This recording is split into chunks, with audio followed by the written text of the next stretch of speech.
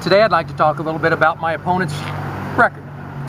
He has a new ad out filled with numerous misleading claims stating that he votes against pay raises, that he votes against tax increases, and that his sole purpose for serving in the state Senate is to promote the ideals and the agenda of the people here of Western Illinois.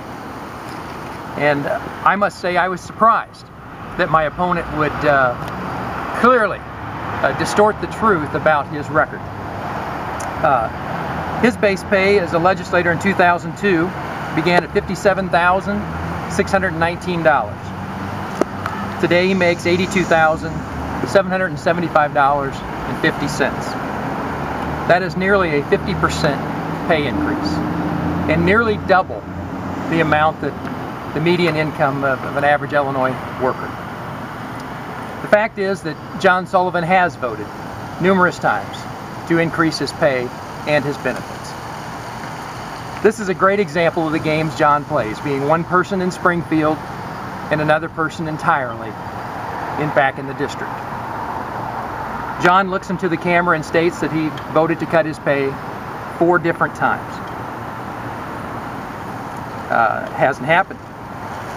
He uses the old Springfield trick.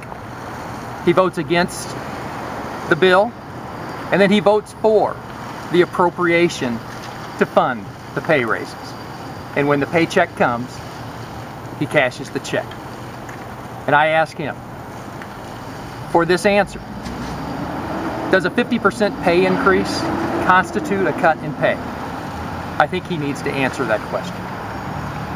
In 2009, the fiscal year budget, Democrat Dan Hines, then the comptroller of the state, made this comment, and I quote, "We cannot implement the pay raises without an appropriation.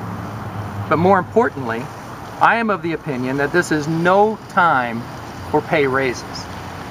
Also included in that budget were significant cuts to healthcare providers and to social service programs. So it was no time to be padding legislators' pay. It was time to focus on the business of the state. Sullivan, who was a budget committee chair at the time, could have separated out the appropriation for that pay raise and voted on it singularly and separately. But instead, he and his fellow Democrats lumped it all together into a huge bill, and then they voted in favor of that bill. Now I ask you, in the past 10 years, have you received a 50% pay increase? Have you received an increase at all? A number of people that I've talked to throughout this district have gone longer than that without a pay increase.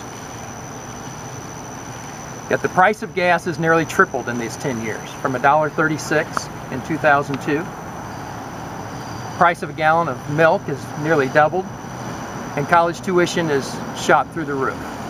And yet we, as taxpayers, need to balance our budget and make do with that which faces us.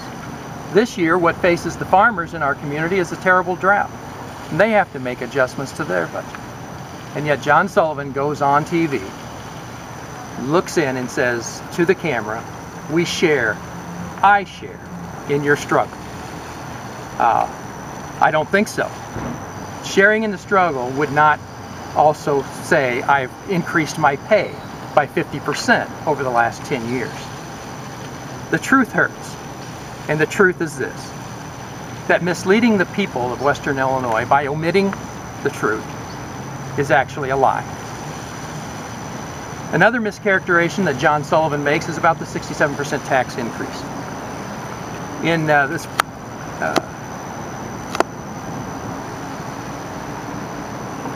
he says that he did not vote for the 67% tax increase because it was the wrong time.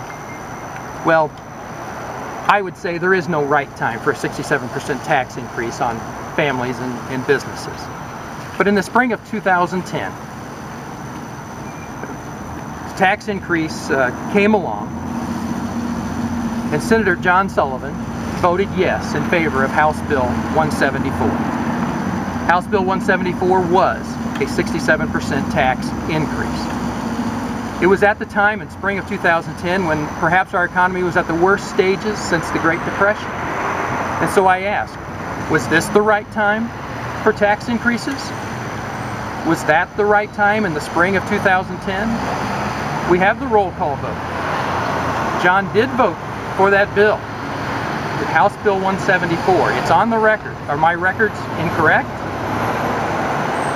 Do we have it recorded improperly? Did he not vote for it? I think these are questions that need to be answered by our current state senator. Friends, members of the media, this has to end. We need answers to our questions. He is spending campaign contributions made in Chicago and Springfield, Illinois, to put out a commercial to cast over the actual truth and facts of the matter. He has voted for pay increases, he has voted for tax increases, and he has not always put the interests of West Central Illinois first and foremost in his mind. I believe West Central Illinois has had enough, and I stand here as a clear alternative to a career politician. I will not take pay raises when serving in the legislature. I will not participate in the pension plan, and I certainly will keep transparency foremost in my mind in state government. Thank you very much. When you talk about the appropriations, they do have the ability to sort those and separate those, correct? And you're saying he did not act to do that? Correct. He could have separated that out if it was so much foremost in his mind that it wasn't the right time for pay increases for legislators. He could have sorted that out and introduced that separately to the, he was a chairman of the committee. He could have done that. But instead, he and his fellow Democrats lumped it all together in one large bill, along with all the other appropriations of all other different funding, and then voted for it. It's a trick that they play.